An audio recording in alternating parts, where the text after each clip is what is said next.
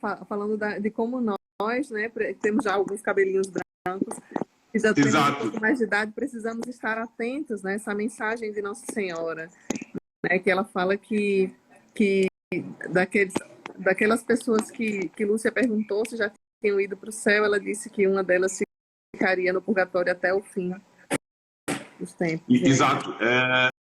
E era a mais velha, não é? Que tinha à volta de 18, 20 anos. A outra era mais pequenina, tinha 14 anos, salvo erro, andava por essa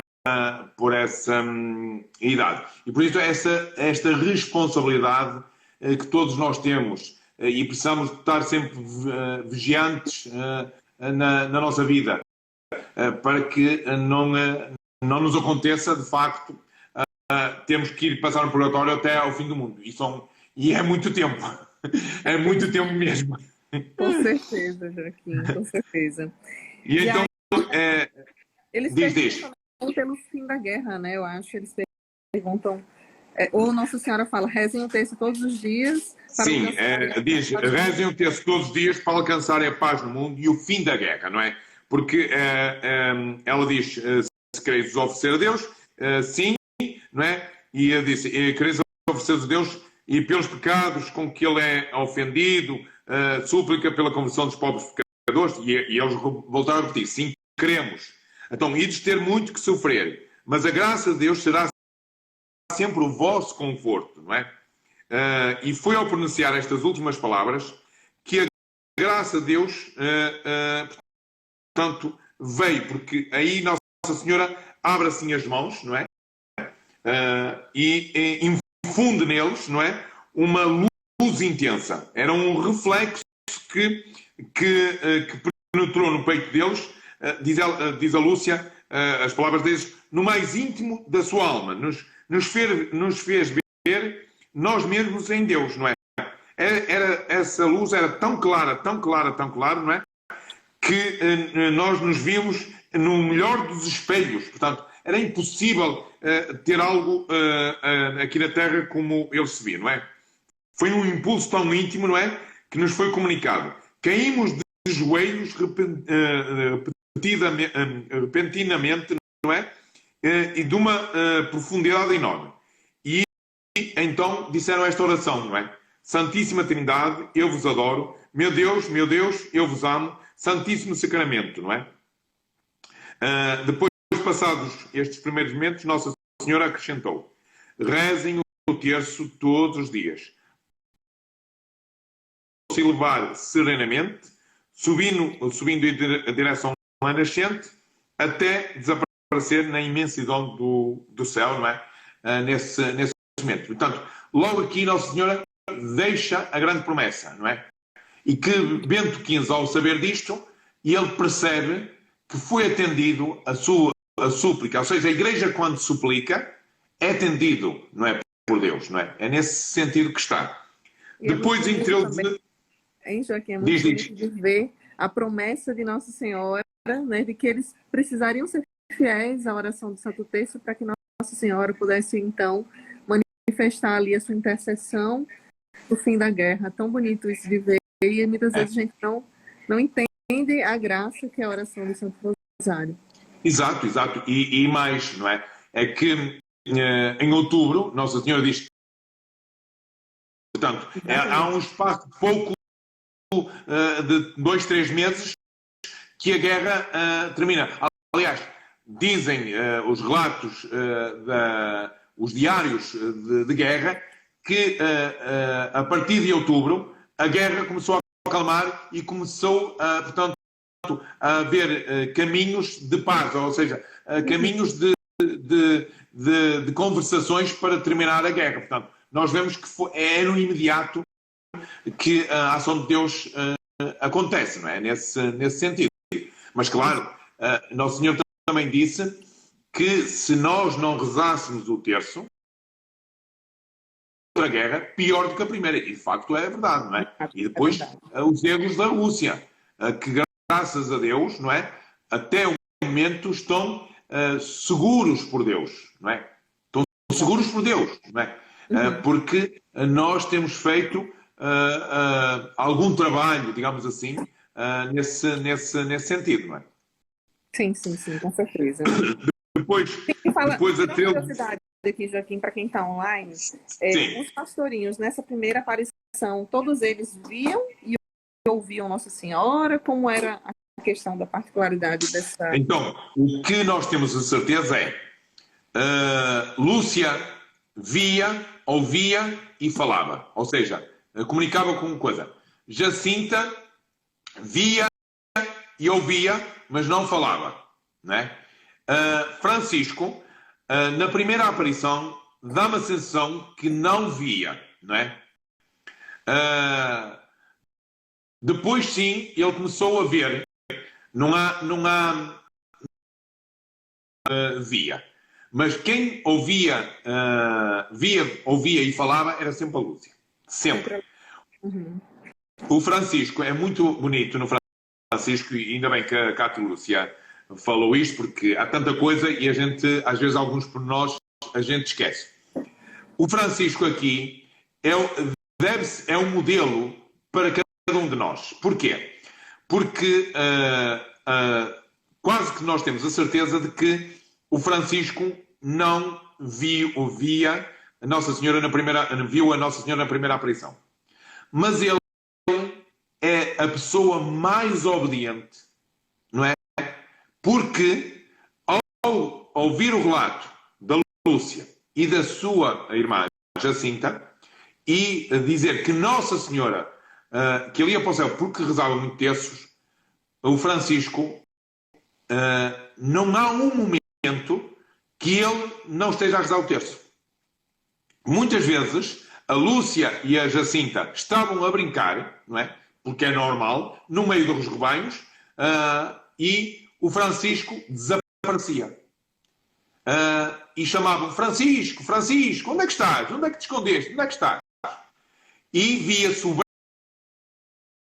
Francisco, vem brincar connosco, porque logo à noite rezas connosco o terço. E ele disse, não, eu agora rezo o terço e logo à noite rezo o terço convosco. Francisco, não sejas assim, anda a brincar connosco novamente.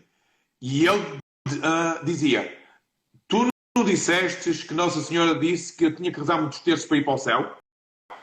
Então eu estou a rezar. Então Francisco é muito obediente a Deus.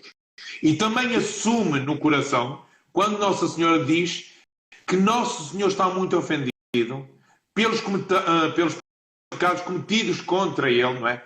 Pelos ultrajos, pelos sacrilégios, pelas indiferenças, por aquilo tudo, não é? E Francisco, ele se transforma num consolador, não é?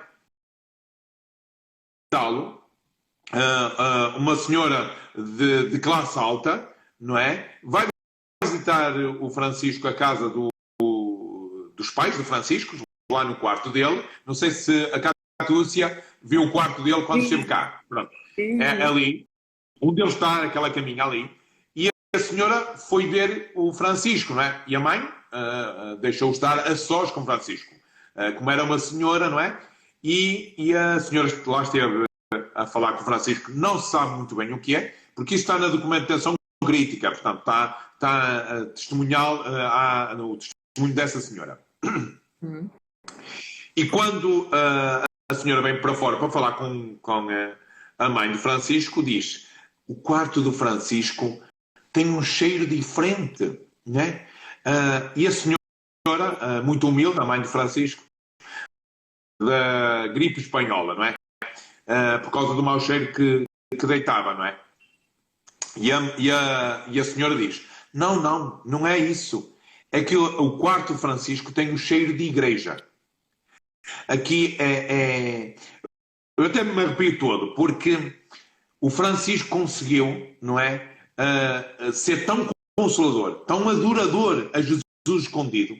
Ele conseguiu estar ali entranhado no sacrário, que nós não sabíamos onde começava o sacrário e terminava o sacrário, onde começava o Francisco e terminava o Francisco, que até o cheiro que nós, quando vamos à igreja, sentimos aquele cheiro que é diferente, não é? O Francisco tinha no seu próprio quarto. Ou seja, até o perfume da igreja ele tinha entranhado nele, de ser um homem inteiramente dedicado a consolar Jesus. E é este convite que ele faz, não é? Uma criança obediente, porque reza, Nossa Senhora pediu, ele reza, não é? O grande compromisso, não é? De consolar Nosso Senhor Jesus Cristo. Aliás, há um momento que ele está quase a morrer e a Lúcia vai lá pedir-lhe, olha, quando chegares ao céu, pede a Nossa Senhora isto, por aqui, por lá, etc. E ele ouve pacientemente e vira-se para a Lúcia e disse: oh, Lúcia, não te importas de pedir à Jacinta? Olha, é que tenho medo de me esquecer, porque quando chegar lá, eu só quero consolar Nosso Senhor Jesus Cristo e se calhar não me vou lembrar de tudo o que me estás a pedir. Ou seja, o sentido dele era aqui na terra e no céu eu estar a consolar Nosso Senhor Jesus Cristo. Até os pedidos que a Lúcia estava a fazer ali, fez isso. Portanto, esta criança que nos ensina muito a nós como adultos, não é? E que devíamos, às vezes, não é? Ser mais, escutar mais Deus, não é? Estar mais em Deus do que às vezes que estamos, não é? É nesse sentido. E o que é mais lindo é porque ele precisava de um ato de fé amado, que Jacinta falavam. Ele era silencioso, ele era contemplativo e essa dimensão de sofrer, né, pelos pecadores, de consolar o coração de Jesus, isso é muito bonito em Francisco, realmente. Né? Realmente muda a vida dele completamente a partir do momento que ele entende, né, que essa necessidade de consolar o coração de Jesus e também de buscar emendar de vida, né? Ele que era ainda uma criança tão pequena, com suas traquinagens, coisas aos nossos olhos estão, né? Mas, de fato, ele realmente se entrega totalmente a esse amor de Jesus e não perde a oportunidade de estar em oração, como você trouxe. É muito lindo isso. Sim. Muito lindo, Joaquim. Então, mas... tempo. Pronto. Em termos... Eles tinham consciência, Joaquim, de que se tratava de Nossa Senhora, quando eles viram pela primeira vez, eles tinham consciência de que de fato se tratava da Mãe de Deus? Olha, a Jacinta é aquela que dá logo, revela logo. Porque a Jacinta, ela ficou completamente pasmada com a beleza de Nossa Senhora. Por isso é que Nossa Senhora é chamada uma Senhora mais brilhante que o sol, não é? Por causa desta descrição dos pastorinhos e principalmente da Jacinta, não é? E os três pastorinhos, quando apareceu em maio, pronto, ela disse que era do céu, não é? Depois dizia quem era, perguntaram se iam para o céu, disseram que sim. Claro que eles tinham uma referência, começaram a ter uma referência que era Nossa Senhora, não é? Uma senhora mais brilhante, não é? Mais linda, como a Francisca, como a Jacinta dizia. Mas os três fizeram um compromisso em não contar nada. E que Nossa Senhora disse isto e aquilo, e eles diziam, e depois como é que vamos responder a série de perguntas e dizer, o melhor é nós estarmos caladinhos e ninguém sabe. Mas a Jacinta vinha por caminho tão feliz. Mas aquela senhora era tão linda. Mas aquela senhora é mais linda do que o sol. Aquela senhora brilhava tanto. Aquela senhora... Porque ela não ouvia, portanto, tudo aquilo que foi o diálogo com a Lúcia. E não sei o que mais. E eles diziam, Jacinta, olha que não podes dizer nada, não é? Não, mas aqui eu não estou a dizer ninguém, só estamos nós. Não, Jacinta, a primeira coisa que ela chega em casa vira-se para a mãe e diz, mãe, apareceu-nos uma senhora tão brilhante, uma senhora tão linda, não há uma senhora mais linda que ela, nunca vi uma senhora tão linda como ela. E tudo contou, né? E claro que a mãe começou a questionar a filha como é que vinham, não é? Aqui Francisco tem um papel importante, porque Francisco era tido pelo pai do Francisco como um menino que nunca mentia. Dizia sempre a verdade. E depois este alvoroço, a mãe da Lúcia, não é? Perguntar, porque eram família. E olha, a tua filha é isto? Não me disse nada. Achava a Lúcia, não é? E claro que a Lúcia não foi mentir. Disse, não é? Depois, claro, houve aquilo, a mãe da Lúcia não acreditou muito, porque era uma mulher muito honesta, era uma mulher que não queria que os filhos mentissem, andassem a enganar as outras pessoas, porque era muito reta, ela era catequista e, portanto, ela ter visto Nossa Senhora. Mas o pai de Francisco, muito sábio, disse: eu vou resolver o problema. Vou chamar o Francisco, porque se o Francisco disser que viu, é porque é verdade. Se disser que não viu, é porque não é verdade. E chamou o Francisco, e Francisco disse: é verdade, meu pai. E disse: se o Francisco diz que é verdade, é porque é verdade. Não é? E aí, então começa a grande divulgação que dá alarido em toda a aldeia, não é? Por isso é que já vai cerca de uma centena e meia de pessoas no dia 13 de junho. Já há ali uma série de pessoas naquela hora a rezar o terço com os pastorinhos, não é? E depois lá umas 3 ou 4 mil ou 5 mil em julho e, portanto, e aumentando cada vez mais, que em outubro de 1917 nós tivemos mais de 70 mil pessoas naquele local. É quase impossível. Não se tinha dados concretos que isso tivesse acontecido recentemente na história. Juntar num local 70 mil pessoas de todo o lado do país, não é? E que não havia transportes como há hoje, não é? E que era impossível como é que pessoas tão longe estavam ali em outubro à espera do milagre, não é? Como Nossa Senhora prometeu em julho, que é, na história da Igreja, de 2000 anos, é a primeira vez que há um milagre programado, ou seja, um milagre profetizado. Dados históricos, conhecimentos históricos, que isso aconteceu. Portanto, isto revela, de facto, a profundidade da mensagem. Aliás, o Bento XVI diz que a mensagem de Fátima é a mensagem mais profética do século XX e talvez do século XXI. Né? E ele diz logo, portanto, é a mensagem mais profética, portanto, não encontram outra mensagem tão profunda como esta. Não é? Portanto, nós vemos aqui, de facto, a dimensão, e há teólogos que dizem que depois do Evangelho de Nosso Senhor Jesus Cristo, a mensagem que mais nos obriga a estudar, a aprofundar, não é? É a mensagem de Fátima, não é? Que ainda hoje continuamos a estudá-la, teólogos de toda a parte do mundo, não é? A estudar a mensagem de Fátima para perceberem, de facto, qual é o sentido que leva o povo de Deus a caminhar. Que caminho se atrás, muitas vezes, de um facilitismo, não é? Ouvimos dizer, aparece aqui Nossa Senhora, ou aparece aqui o santo não sei o quê, ou aparece aqui o anjo, ou há um fenómeno aqui, e nós vamos, porque nós estamos à procura de milagres, não estamos à procura de conversão, estamos à procura de milagres. E a mensagem de Fátima nos pede conversão, não é? É neste sentido, porque os 70 mil pessoas que estiveram aqui viram o milagre de sol, mas os pastorinhos não viram o milagre de sol.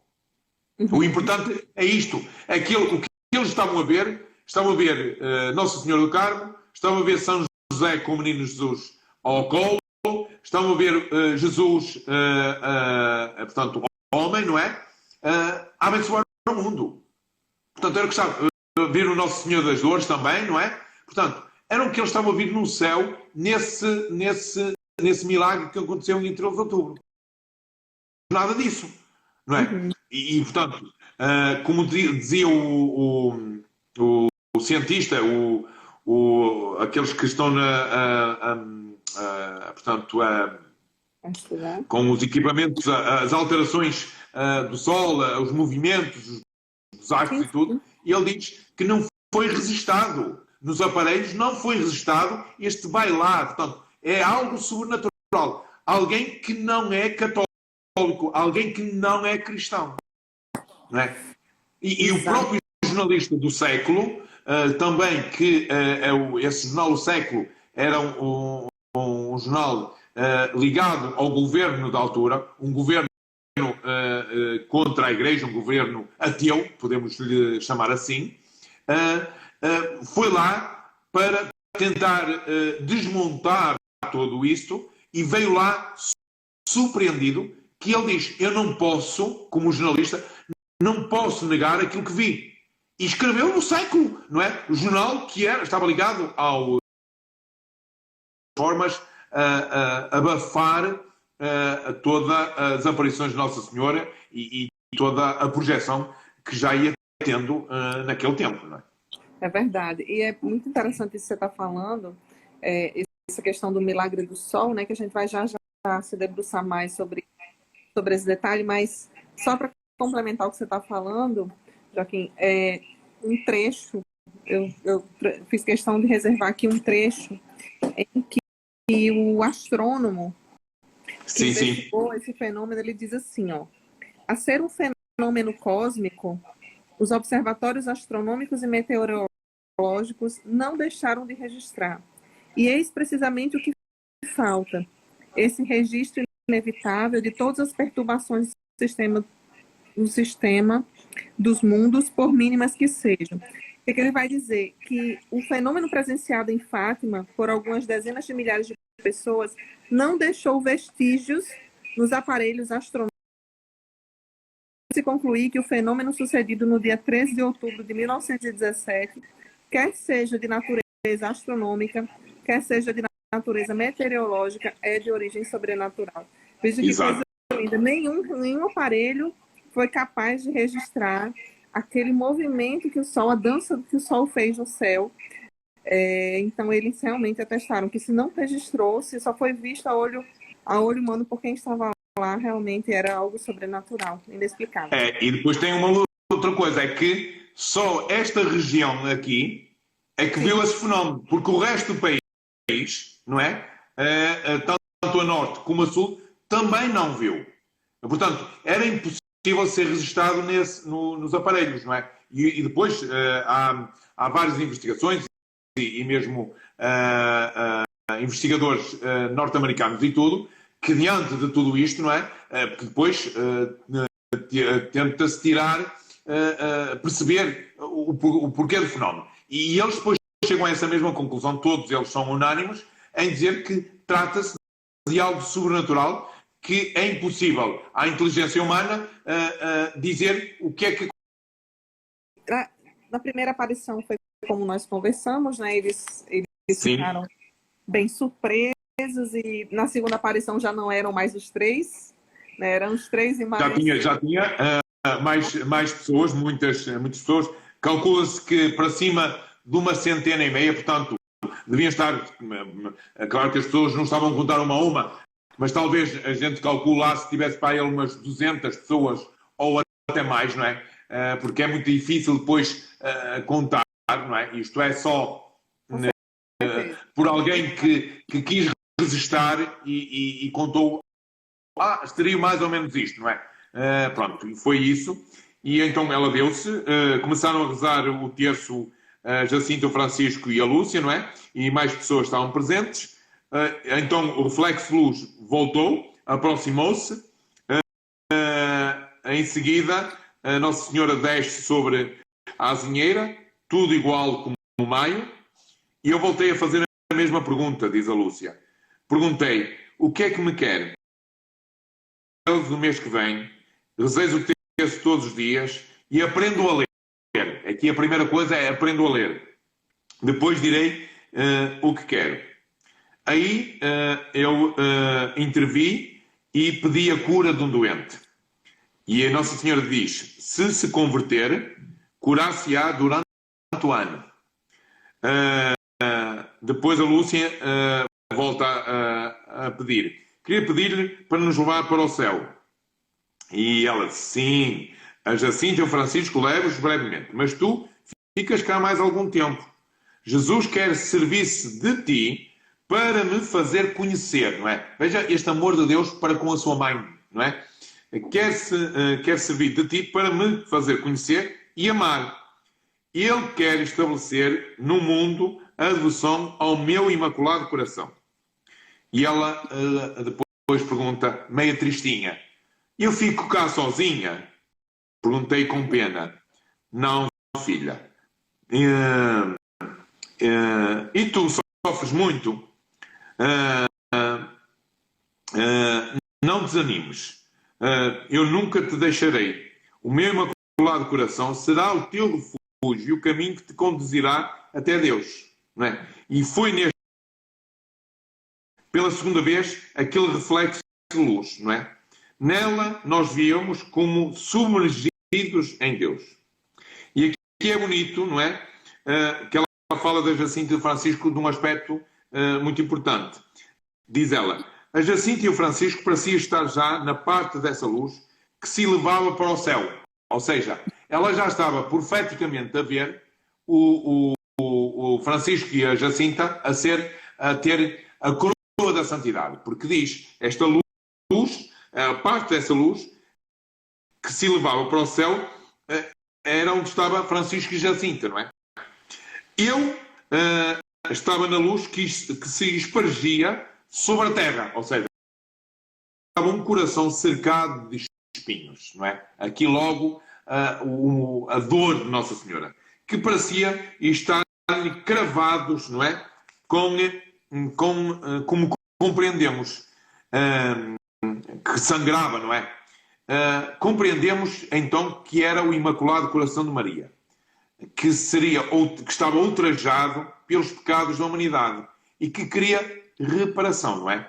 Então, é este aspecto que eles começam a desenvolver em junho, o ato reparador, não é?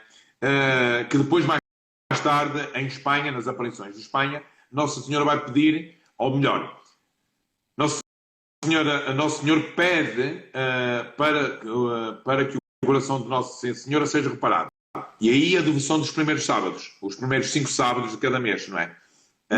É nesta devoção que aparece. Mas depois, quando for a Tui, é importante nós ficarmos só com as aparições de Tui, porque elas têm um contexto diferente, porque é só com Lúcia e tem algumas peripécias com a Lúcia que é fantástico. Vemos isso, não é? É bonito de ver este diálogo. E então, aqui Nossa Senhora tem aqui um aspecto em junho importante, que é o ato reparador, que somos convidados a fazer, mas também aqui uma chamada de atenção para aqueles que procuram só a cura do corpo. Né? Exato. Que é como muitas vezes nós andamos atrás, ou grande parte das vezes atrás dessa cura do corpo. E Nossa Senhora aqui se ele se converter, curará-se durante o ano.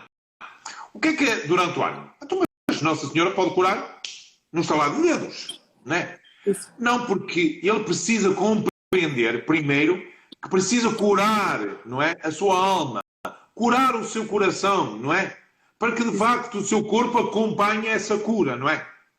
Para depois ele ser também mais um reparador, que é o convite feito.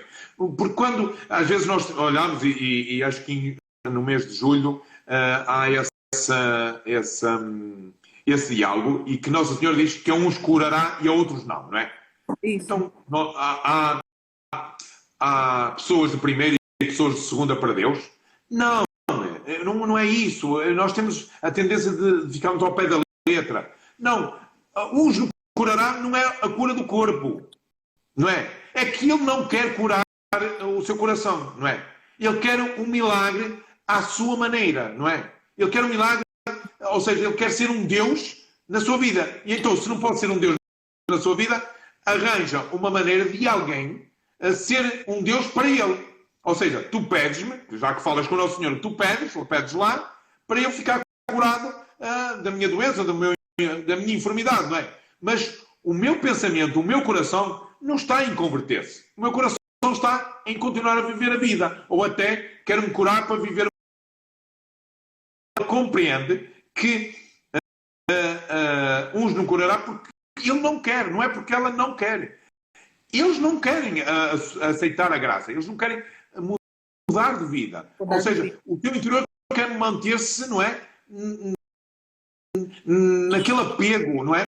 Da sua vida mundana, digamos assim. E, portanto, é neste sentido que estes dois aspectos começam a desenvolver já em junho, que é o ato reparador e a conversão, não é? Portanto, que se ele se converter, portanto, se eu me converter, então eu tenho que mudar de vida. E o ato reparador é consolar, que é a Senhora e o coração de Jesus, porque ele diz, então se Nossa Senhora está assim, o de Jesus também. Portanto, ele faz logo, de facto, esta reflexão. E é aqui os dois aspectos. Vou a julho ou ainda há tempo para ir a julho? Acho que dá. Talvez a gente só não dê tempo para a gente entrar na dimensão do mistério, né? Do segredo de fato. Mas pois, esse não dá, porque é muito profundo, é. É muito profundo. A parte depois aprofundamos mais noutra altura. Isso. Então, 13 de julho está. Já começa a haver aqui uma pressão sobre os pastorinhos, por causa das aparições. Já começa a haver aqui divisões, não é? Sobre as aparições. E há pessoas que vêm nesta altura, em julho, não com o sentido de rezar, mas já para perceber este tipo de fenómeno e perceber como é que pode isto aniquilar, digamos assim, estas aparições, tentar dispersar estas aparições. E, portanto, nós aqui já começamos a ver algumas divisões. Há relatos e há testemunhos disso. Então, em julho, não é? Volto a dizer que quero que venham cá todos os meses, dia 13, não é? Em honra de Nossa Senhora do Rosário. Portanto, já começa a levantar o véu, não é? Um pouco. Para obter paz no mundo, ao fim da guerra, porque só ela, portanto, só Nossa Senhora lhes pode valer. Então, Lúcia diz, quero-vos pedir para dizer quem sois, não é? E também para que faças um milagre que todos acreditem, não é? Que a Senhora nos aparece, Nossa Senhora nos aparece, que Vosso Messê me aparece, que Vosso Messê nos aparece. É uma certa conflito, Lúcia já sendo um bocadinho incomodada, porque alguns já começam a duvidar, começam a criticar, começam, de facto, eles a sofrer um pouco com estas situações. Como eu tinha dito, na noite de 12 de julho para 13 de julho, Lúcia não queria vir. Há um bocado eu frisei isso, lembram-se? Eu frisei isso. Era nesta aparição, ela não queria ver esta aparição. Né? E por isso ela pede para dizer quem é, né? De facto, porque eles não querem inventar, é Nossa Senhora, mas Nossa Senhora de quê? Não é? Portanto, e quer que faça um milagre, que é para todos acreditarem, e ela, a Lúcia pensava cá, eu estou livre, assim já toda a gente acredita, não me chateio mais, não é? Aí Nossa Senhora responde, continua a vir aqui todos os meses, em outubro eu direi quem sou, o que quero, e farei um milagre que todos hão de ver, não é? Todos hão de ver, para acreditarem, não é? Diz ela, aqui estas memórias, não é? Lembro-me que disse, a Nossa Senhora nos disse, era preciso rezarem o terço todos os dias, para alcançarem as graças durante o ano, não é? Depois diz, sacrificai-vos pelos pecadores, dizem muitas vezes, em especial, sempre que fizeres algum sacrifício, ó Jesus, é por vosso amor, é pela conversão dos pobres pecadores e em reparação pelos pecados cometidos contra o Imaculado Coração de Maria. Portanto, eles sempre que rezavam o terço faziam esta oração ou quando faziam um sacrifício. Por exemplo, a Jacinta começou a assumir isto de tal forma que as bolotas que a Catiúcia deve ter visto nos valinhos, ela comia as mais amargas, que são aquelas que ainda estão um bocadinho verdes, e então ela comia para sentir aquele amargo e disse: ó Jesus, este sacrifício, não é? É pelo vosso amor, não é? É pela conversão dos pecadores, é por Nossa Senhora, não é? É por o coração imaculado de Nossa Senhora. Para passar jejum e só comer as bolotas. Exatamente. Então Nossa Senhora depois... Eles levavam o lanche deles, né? Eles levavam o lanche deles e depois eles passaram a dar primeiro para os animais, depois para os pobres, né? E as crianças, a gente conversava, você me contava que as crianças já ficavam acostumadas porque recebiam o lanche delas e já ficavam ali na expectativa de quando exato. Aquelas mais pobres já sabiam os caminhos que os pastorinhos levavam e então, como tinham necessidades, então comiam. Porque, fazendo aqui referência aos pais da Lúcia, ou à família da Lúcia, à família de Francisco da Cinta, eles eram pobres, mas não eram aqueles pobres de pobreza de necessidades, porque eles tinham campo, tinham rebanhos e, portanto, tinham o seu sustento. Não tinham necessidades de andar a uma classe média, a família. Seria uma classe média. Havia esses mais pobres, sim, que eles lhes davam o lanche. Então Nossa Senhora voltou a dar-nos, abrir as mãos, não é? E mandar esse reflexo de luz, não é? E então foi aí que nós vimos um mar de fogo, não é?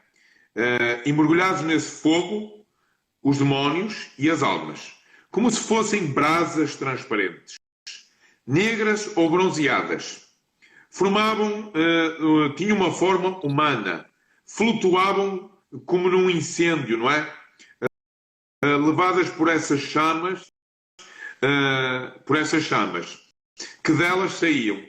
Eram nuvens de fumo, que caía para todos os lados. Era como semelhante cair faúlhas.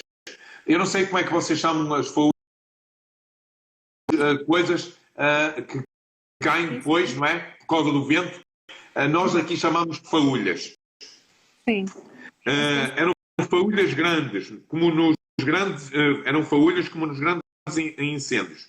Não tinham peso nem equilíbrio, mas eram uns gritos, uns gemidos, um desespero que horrorizava tudo aquilo, não é? Os demónios distinguiam-se das seguintes formas. Eram formas horríveis, não é? Monstruosas, animais desconhecidos, ou seja, nunca tinham visto, tinham formas de animais, mas eles não tinham visto, eram monstruosos, não é? Mas transparentes, como negros carvões em brasa, não é? Assustados e como a pedirem socorro, levantámos nós, portanto, os pastorinhos estavam assustados e a pedir socorro, não é? Uma palavra muito serena, muito suave e tristeza ao mesmo tempo, não é? Vistos o inferno, para onde vão as almas dos pobres pecadores? Para as salvar, Deus quer estabelecer no mundo a devoção ao meu imaculado coração. Se fizerem o que eu vos disser, salvar-se-ão muitas almas e terão paz, não é? E então é neste sentido, não é? Que Deus não quer que ninguém vá para o inferno, não é? Deus quer resgatar, não é? Mais à frente eles vão perguntar porque é que aquelas almas estão ali. E Nossa Senhora responde, e é aqui que ainda num simpósio anterior, um teólogo alemão, eu ao falar com ele dizia: pá, como é que nós damos voltas à cabeça, como é que Nossa Senhora diz que estão ali porque não tem quem reze por eles? Não foi capaz de acusar, não é, aqueles que estavam no inferno porque pecaram, não é? Disse, estão ali porque não tem quem reze por eles. Porque até uma oração, o meu coração se debruça, esquece os seus pecados, porque alguém, um irmão, não é, rezou por eles. Por isso, a intercessão, ou seja, a comunhão dos santos, que nós hoje estamos a ter, e aqui estão os que estão a nos acompanhar, estamos a ter uma comunhão de santos. Porque esta partilha, nós estamos a rezar uns pelos outros. Ou seja, nesta comunhão, nesta intercessão, Deus nos resgata, não é? Porque Deus não vai olhar e Deus está-se marimbando para os pecados do Joaquim, para os pecados da Catiúcia e do Pedro e daqueles que estão a nos assistir, não é? Está-se marimbando. O que é o mais importante para Deus, não é? É o coração da Catiúcia, do Pedro, de Joaquim e de todos os meus irmãos que estão a nos assistir. Porque aqueles que diz, eu quero que o Pai Maria, eu vou rezar este Pai Nosso, eu vou rezar esta oração, não é? Deus esquece completamente logo os nossos pecados. Porque já São Paulo diz, onde abundou o pecado, superabundou a graça de Deus, não é? Superabundou a bondade do amor de Deus. E aqui está presente isso, não é? Nesta pressão de 13, não é? Diz ele, venho depois o tal segredo, não é? A guerra vai acabar, não é? Mas se não deixarem de oferecer a Deus, no reinado de Pio XI, e foi, não é? Começará uma outra guerra pior. Quando virdes uma noite alumiada por uma luz desconhecida, não é? E aqui trata-se, isto aconteceu, esta luz aconteceu em 25 de janeiro de 1938, né? E reparem que a guerra começa logo 7 ou 8 meses depois, 1 de setembro de 1939. Portanto, sim. Reparem que não é? Portanto, que acontece na atmosfera, exatamente, foi nessa noite que aconteceu de 25 de janeiro de 38, não é? E aí lá está, o sinal da guerra, porque não houve, de facto, conversão, não é? E como eu estava a dizer, então, quando vires esse sinal, sabei que esse grande sinal de Deus vos dá e vai... aqui ela pôs punir o mundo, não é? Não é punir o mundo, não é? Mas é as consequências dos nossos maus atos, não é? Da nossa ganância, da nossa inveja, da nossa maldade, não é? Com os seus crimes. Por meio de uma guerra, não é? De fome, de perseguições à Igreja e ao Santo Padre, não é? Para impedir, virei pedir a consagração da Rússia. Aqui a Rússia, quando eles falaram da Rússia, os três pastorinhos não sabiam que era a Rússia. Sabiam lá o que era a Rússia, não é? Aliás, nem existia Rússia, não é? Porque era a antiga União Soviética, não é? Como nós conhecíamos. De um vizinho qualquer, não é? Do tio, não sei de que é, que eles chamavam, não é? Que era russa, chamavam a mula russa, e eles pensavam que era isso, não é? E disse, que é que a mula tem que se converter para não haver guerra? Mas, pronto, porque eles nem sabiam, não é? E então, a consagração da Rússia ao meu Imaculado Coração. E a comunhão reparadora dos primeiros sábados. Aqui ainda não sabias como é que era. Se atenderem aos meus pedidos, a Rússia se converterá e terão paz. Se não, espalhará os seus erros pelo mundo, promovendo guerras, perseguições à Igreja. Os bons serão martirizados. O Santo Padre terá muito que sofrer. Várias nações serão aniquiladas. Por fim, o meu Imaculado Coração triunfará. O Santo Padre consagrar-me-á à Rússia, que se converterá e será concedido ao mundo a algum tempo de paz, não é? Em Portugal se conta a fé. E disse depois, isto não digais a ninguém. Ao Francisco, sim, podeis dizê-lo, não é? Quando rezais, rezai o terço, dizeis em cada mistério ao meu Jesus e perdoai-nos, não é? A seguir, num instante de silêncio, eu perguntei-lhe, Vossa Mercê não me quer mais nada? E ele disse, não, hoje não quero mais nada, não é? E como de costume, lá ele levou-se novamente ao céu.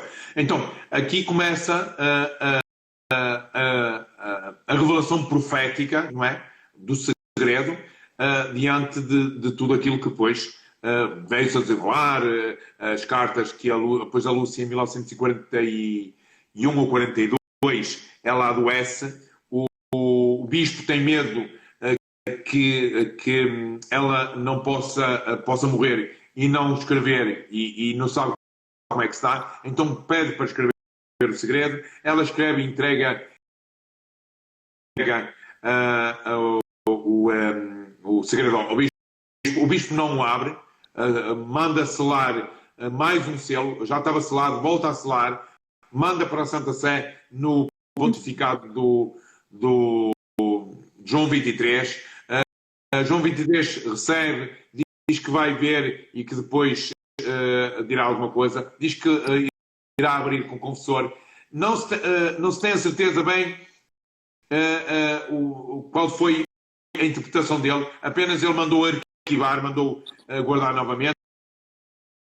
Portanto, nós vemos todo esse complexo do segredo, não é? Segredo. E aqui... Só então, para quem está entrando então agora, só para a gente esclarecer, né? Então, Nossa Senhora, ela fez com que os pastorinhos tivessem essa visão profética, né? Fez revelações muito fortes que eles nem eram capazes ainda de entender. E aí depois, Lúcia escreveu sobre o segredo que Nossa Senhora revelou, não é assim? E sim. Depois foi encaminhado para o Santo Padre, à época, e foi arquivado por alguns papas, e pelo que nós sabemos, só em João Paulo II, no pontificado de João Paulo II. Sim. Foi após o atentado, quando ele depois recupera, ainda no hospital, ele manda buscar, de facto, o segredo, tanto em italiano como em português. Isso mesmo. E assume aí, não é? De facto, ele como o padre da visão que a Lúcia teve, não é? E assume esse Papa que está no cimo de uma montanha, ensanguentado, não é? Isso a Lúcia já vê isso em Tui, portanto é em Espanha, ensanguentado, uma série de cadáveres pela montanha acima e a cruz vão regando, não é? Com esse sangue todas as pessoas que estão sucumbidas nessa montanha, não é? Nós vemos que é de facto o resgate, não é? Pelo sangue do Cordeiro que somos todos resgatados mediante a perseguição que todos nós sofremos. Nós vemos aqui também o século XX foi o século que mais mártires teve na Igreja. Aliás, os 19 séculos não tiveram tantos mártires como só no século XXI. Portanto, nós vemos que em 100 anos superou 1900 anos de história de martírio. Por causa de todas estas guerras, de toda a perseguição, e que no século XXI, entramos no século XXI, como nós sabemos, também a perseguição aos cristãos, que continua com os ataques terroristas, com e que ainda em certas zonas do globo ainda persegue os cristãos. Eu colaboro muito com a ajuda da Igreja que sofre aqui em Portugal e portanto, estou mais ou menos sempre atualizado das vítimas que são perseguidas nesses países, não é? E, portanto, ainda há bem pouco tempo um sacerdote foi assassinado em plena Eucaristia, portanto, num país africano. E, portanto, nós vemos tudo isto que acontece. E João Paulo II percebe aqui o sentido de quê? Não tanto por ele. João Paulo II percebe que havia uma tensão entre Estados Unidos e a União Soviética, né? A iminência da Terceira Guerra Mundial, muito ali, portanto, a descoberta do espaço, os satélites, a corrida nuclear, nós vemos ali. E João Paulo II vê tudo isto, não é? E ao ler tudo isto, percebe que precisa fazer algo, não é? Sim. E este algo ele precisa entender, não é? E aí ele começa de facto a fazer. Ele há uma tentativa que ele faz, De consagrar. salvo erro, em julho desse ano, que ele faz uma tentativa de consagração, não é? Mas é uma consagração feita, digamos assim, quase de imposição, ou seja, ele diz, vamos consagrar, mas não há comunhão. E aqui Deus quer comunhão. A consagração, porque Lúcia pede. A Lúcia escreve uma carta a pedir a consagração do mundo. A Beata Alexandrina também pede a consagração ao coração de Jesus, não é? Aliás, as duas consagrações feitas pela Santa Sé ao mundo, do mundo ao coração de Jesus e ao coração de Maria, são pedidos de Portugal, não é? Portanto, são feitos através de Portugal. E então há isso. Paulo VI também conhece que ele fez uma tentativa, fez uma consagração, mas não havia a comunhão toda, não é? E depois sabemos que só em 84, 25 de março de 84, a consagração é feita e o Padre Conde, ou seja, o Papa João Paulo II pensa, manda uma carta para todos os bispos do mundo, também para os nossos irmãos ortodoxos, para todos aqueles que quiserem, não é? E se dispuserem no dia 25 de março de 84, fazer. Aqueles que quisessem se deslocar à Santa Sé, fariam, à Praça de São Pedro, fariam, e os que não pudessem, estivessem em comunhão naquele momento. E é bonito porque depois do Concílio Vaticano II, a maior concentração de cardeais e bispos em Roma foi precisamente nessa altura. E João Paulo II faz a consagração, pede a imagem de Nossa Senhora que está na capelinha para ir a Roma, não é? E faz esse gesto, como todos nós conhecemos, ali. E há um momento de silêncio que ele para ali uns segundos que todos interpretam, até hoje ninguém sabe, porque o João Paulo II não disse, e portanto, não sabe. Nós interpretamos que ele falou a palavra Rússia, mas ninguém sabe porque ninguém ouviu. Porque havia aquele conflito muito grande e que indelicada com a Rússia. E João Paulo II é um homem, João Paulo II e os outros papas, não é? Estamos a falar dele nisso, mas os sucessores de Pedro sempre foram homens de paz, homens de comunhão, de gerar harmonia e não conflitos. Uns dizem que ele fez o silêncio à Rússia, a nós não nos interessa, o que nos interessa é o resultado final, que é o seguinte: João Paulo II depois vai para um almoço com alguns cardeais, alguns bispos, e também o nosso querido Padre Conde, vice-postulador, foi convidado, que estava lá em Roma. E João Paulo II, porque a Lúcia disse que não estava correta, não é? A Lúcia disse que várias vezes que não estava feita. E João Paulo II disse: alguém nesta sala e nesta mesa me sabe dizer se a consagração está feita? Sim. E pairou-se daquele silêncio, não é? Que parece uma eternidade, não é? E o padre, não é? Padre Conde, põe o dedo no ar, não é? E o João Paulo II diz, fala filho, não é? Fala meu filho, não é? Diz ele, santidade, eu tive a ousadia, depois da consagração, telefonar à irmã Lúcia, porque ela estava a acompanhar via rádio a consagração. E perguntei, irmã, esta consagração